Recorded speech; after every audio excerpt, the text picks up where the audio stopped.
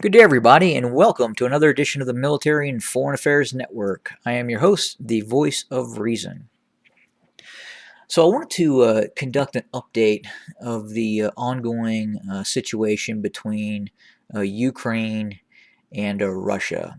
And there has been some additional news that is a little older in terms of the time that I am now reporting it. But I think it's significant, and I had meant to try and compose a video yesterday. Unfortunately, I didn't get around to it.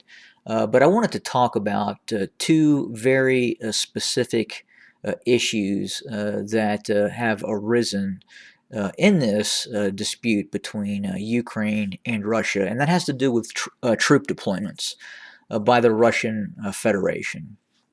So I've pulled up my Russian deployment map here, and you can get a pretty good idea of where of what the peacetime deployment of Russian forces are. So if we look down here into the Crimea, we can kind of see the force deployment. There's a coastal, the 126 Coastal Defense Brigade, and that's more or less a mechanized brigade. There's an independent air assault battalion that my understanding is actually going to become a regiment, and that will be part of this division here, which is the 7th Air Assault Division of the Russian Airborne Forces. And then obviously there's also some naval infantry units here as well. But specifically, two additional deployments are occurring. My understanding is that further elements of the 7th Air Assault Division, how many units, more units of this unit is deploying into the Crimea, that is unknown. But I would anticipate that more actually have. Secondly, this brigade here. This is the 56th Air Assault Brigade, and the Russian Ministry of Defense has said that this brigade has deployed to Crimea, and that would be now permanently based in the Crimea, and that consists of 2 air assault battalions, 1 airborne battalion, a independent tank battalion, a reconnaissance battalion, and then a host of other supporting units as well, including heavy artillery. But more uniquely, and this was something that I had not anticipated, and this is a fairly significant deployment because it's so far away from the conflict zone, and that is this unit here. So we've received reports that major elements of the 76th Air Assault Division has been deployed to the Crimea.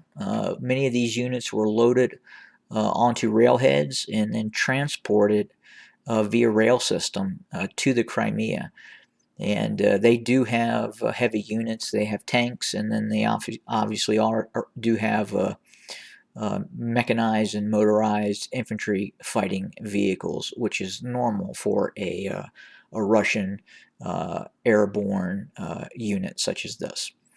But again, fairly a significant distance, coming quite near St. Petersburg and the Estonia and Latvian border, and being transported all the way down to the Crimean Peninsula.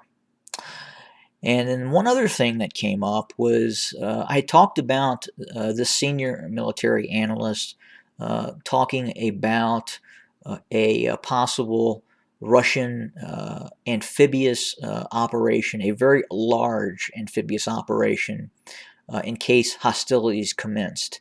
And he predicted that there would be a very large amphibious operation to the east of Odessa.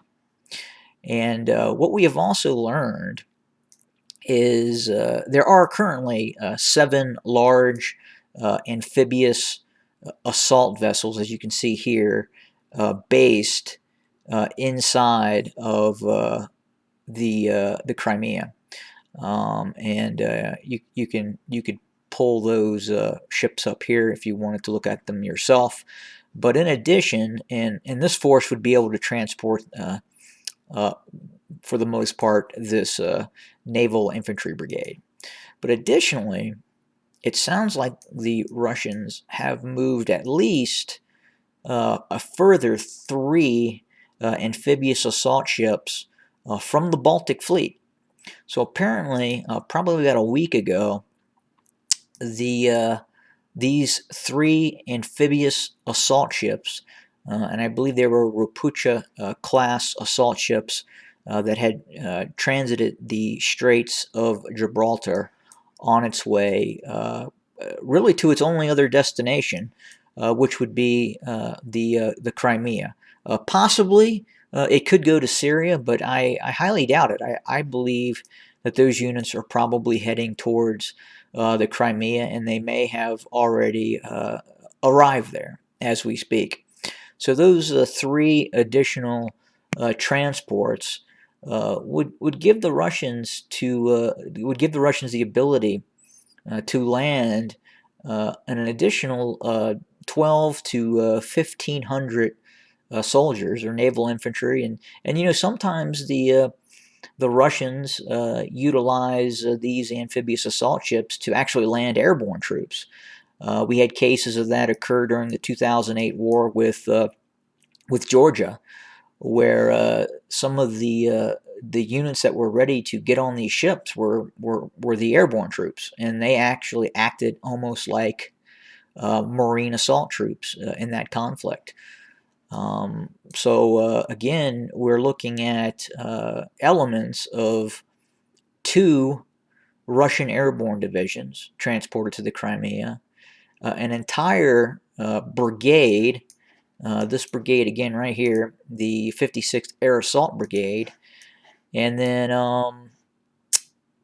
whatever else that we're currently unaware of that could have been moved, including obviously a lot of Spetsnaz brigades that could have been deployed to the area as well. But again, I just find it interesting that